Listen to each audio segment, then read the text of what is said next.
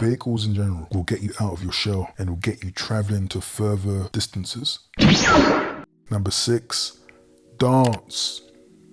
Many introverts, in my opinion, have pent-up boisterous energy, and this comes from being very careful with how they express themselves, because we are very sensitive and very aware, with typically higher emotional intelligence. So we conduct ourselves in a very conservative manner. We're never that too eccentric or too overbearing, right? And in my opinion, this leads to a storing of energy. That energy for those occasions where we should have been a bit more boisterous and upbeat, because that's not normally our character, we store that up. And I think doing this makes us quite wild people. Typically people will say that there are two sides to you, or, oh, I didn't know you had that type of energy. And so I say that to say it's very important to express yourself in various ways. And I think dance is one of those ways that can help to channel that energy. It made me not take myself too seriously, not be afraid of being or looking stupid, just letting it all loose. This activity allows me to overcome a massive hurdle, and it just builds a lot of confidence. And it's that type of confidence that will eventually allow or bring other people into your orbit. And I promise you, this will bring you out of your shell, and you'll be more willing to express yourself and be more open and to live in the moment. And again, when people witness your true, authentic self, people want to gravitate towards you, because not many people out there have the courage to be open and honest and to be open to critique and judgment. Number 7, learn a martial art. Yes. Now, obviously, I've said this many times as a black belt in Taekwondo, seeing how it's benefited me from my teenage years, through young adulthood to coming up to middle age.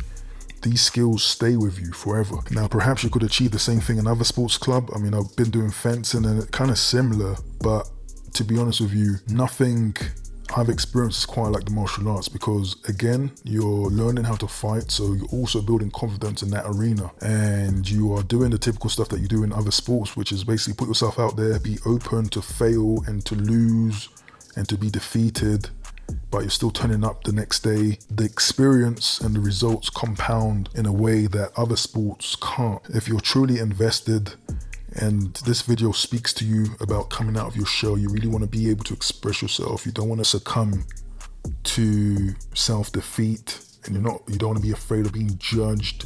You want to just express your true self in the real world. Then you must embark on a martial art journey. You must.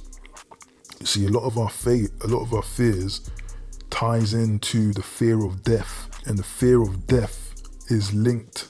We experience it every day when, we're intimidated by someone on the street, and we think of what could go wrong, the worst case scenario. And this has an imprint on how we behave. Being able to protect yourself, fight, self-defend yourself is very critical, and it ties in with self-esteem and confidence, which are the traits that will beckon you to come out of your shell. Number 8, for those who work from home, don't overdo it. Since the pandemic, it has become very easy for people again to just stay in all day. While I think many introverts will say they enjoyed the lockdowns and they enjoyed being able to stay at home all day, the reality is a lot of us have lost 1 to 2 years of our life in terms of experience. Staying at home can come to our detriment. When it comes to work, people still value, again, human contact, human presence. As time goes by, they will just adapt to it. So then going back to the workplace starts to feel awkward, and then social anxiety starts to rise, and feelings that you've already conquered creeps in. This might jeopardize your position, or if you are supposed to be in a leadership position, it might reduce your respectability. Your work ethic might decline. Overdoing work from home will not help with coming out of your shell. Number 9, travel by yourself.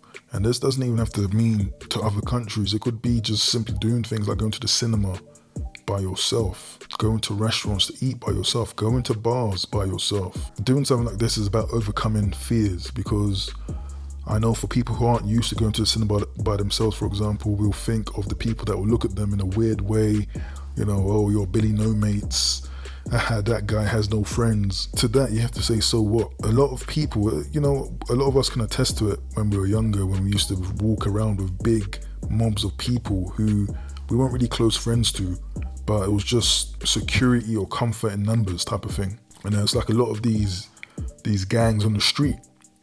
In a group, they seem